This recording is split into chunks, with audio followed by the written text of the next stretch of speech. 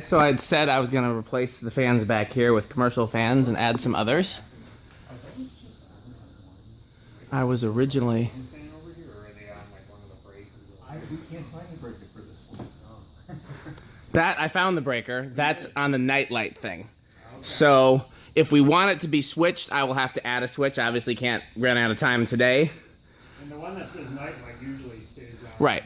There's no harm in leaving it on, unless it bothers you leaving it on. It uses a negligible amount of electricity. I don't have a problem. So this one and the two smaller ones come on with the lights, and then the three in the row come on with the fan switch.